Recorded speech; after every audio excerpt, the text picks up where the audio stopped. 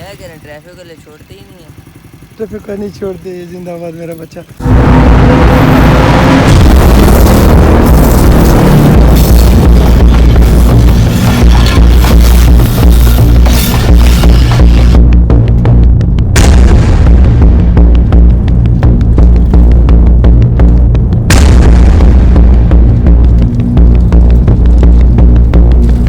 अस्सलाम वालेकुम। बेटा क्या हाल है?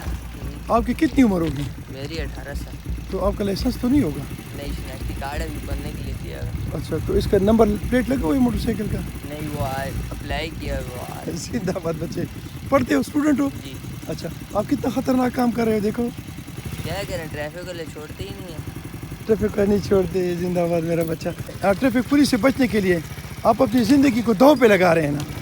ठीक है बेटा, हम वो लोग हैं जो अपनी ज़िंदगियों की परवाह किए बगैर हम रिस्क लेते हैं, और रिस्क भी वो जो कानून की खिलाफ वर्जी है। अल्लाह करे कि मेरी इस धरती में शऊर आए और सोच आए, समझ आए, और हम कानून की खिलाफ वर्जी भी न करें और अपने आप को रिस्क में भी न डालें।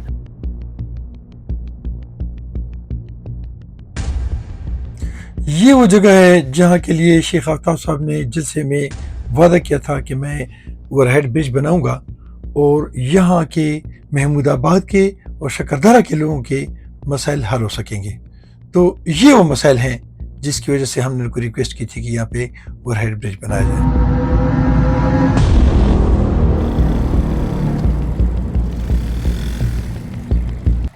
और ये शकरदरा और महमूदाबाद के दरमियान रेलवे ट्रैक के नीचे वो अंडरपास है जहाँ पानी को सही तरीके से कवर करके यहाँ पे रोड बना के और इन दोनों इलाकों को एक दूसरे से कनेक्ट किया जा सकता है, जिसके बारे में शेख आफ्ताब साहब ने भी वादा किया था कि मैं इसको करूंगा, और दूसरे लीडरान ने भी वक्तन फ़वक्तन इस पर वादा करते रहते हैं, लेकिन उनके वादे, दावे और नारे अभी तक वफा नहीं हुए।